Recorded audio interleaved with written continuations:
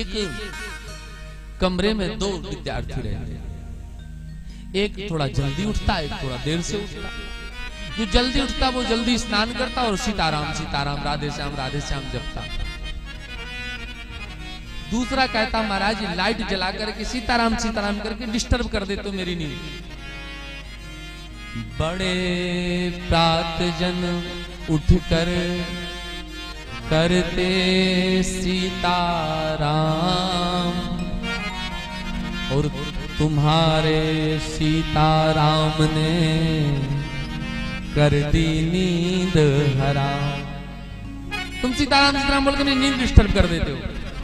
उसने कहा भैया ऐसा मत कहो, भगवान सबको खिलाता है, भगवान सबको देता है, भगवान ही देने वाले हैं, ऐसा तो मत बोलो ठाकुर जी के बारे में। उसने कहा तो आज ही शर्त लगो इस बात की कि तुम्हारे भगवान बिना कुछ किए हमको खिलाएंगे क्या, इसकी गारंटी लेते हो? इसने कहा भैया मेरे माता पिता मेरे गुरुदेव तो कहते थे बिना कुछ किए भी भगवान ही खिलाते हैं और सबको खिलाते हैं। पिताजी कहते थे कि अजगर करे न चाकरी, पंछी करे न काम,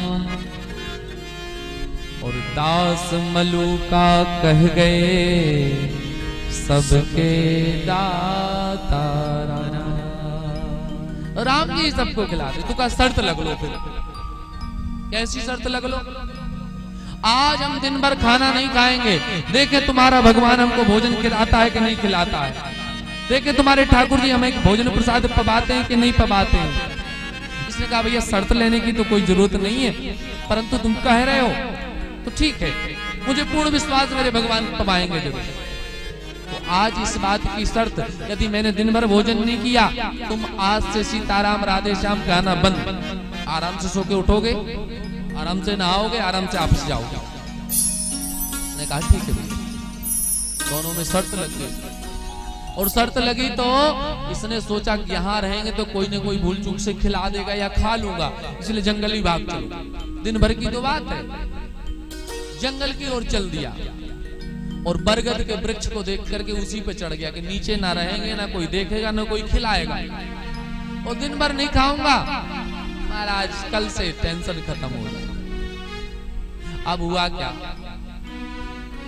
उस बरगद के वृक्ष के नीचे कुछ बंजारे आकर के रुके, उन्होंने भोजन बनाया, बढ़िया साग तैयार की, बढ़िया फुलके तैयार हुए, चटनी पापड़ अचार सब कुछ रखा और भोजन पाने के लिए थाली सजाई।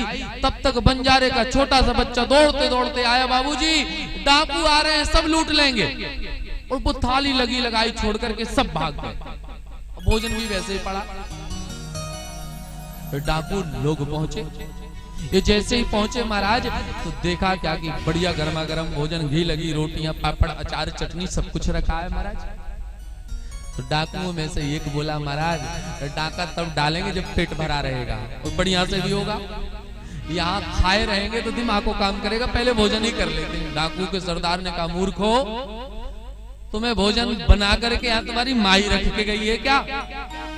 अरे ये पुलिस वालों की चाल है, इन्होंने इस भोजन में मादक पदार्थ मिला दिया है, खाएंगे तो जहर खा के मर जाएंगे, कोई अन्न को हाथ नहीं लगाएगा, और जिसने इतना बड़ा पाप किया है मुझे वो मिल जाए। तो सरदार ने कहा मैं गोली मार दूं। अभी ऊपर ही बैठा तो कांप गया, हे भगवान मैं ही हूं और मुझ पे नजर पड़ गई तो यही मार डालेगा। और जैसे कांपा तो डाली कांपी, पत्ते हिले तो सरदार की नजर भी ऊपर चली गई। सरदार ने कहा यही मुखबिर बैठा है, इसी ने ये सारा जाल रचा है हम लोगों को फंसाने के लिए, उतारो नीचे। डाकुओं ने उतारा नीचे, उतार करके कहा तुमने इतना बड़ा पाप किया, अन्न में जहर मिलाया, ऐसा पाप किया इस अन्न को तुम ही खाओ, तुम ही खाओ और तुम ही मरो इसको खा करके। तो ये हाथ जोड़ के कहता है महाराज बात कह लो तुम खरी खोटी, कसम तुम्हारी मैं रोटी नहीं खाऊंगा। हाथ में एक बैंत लिया सरदार ने, ले बैंत। सरदार बोल पड़ा अरे रोटी तो तुझे मैं मार मार के खिलाऊंगा, कैसे नहीं खाओगे? दो लाठी पड़ी महाराज, मरता क्या ना करता। रोटी तोड़ रहा है और आंसू निकल रहे हैं।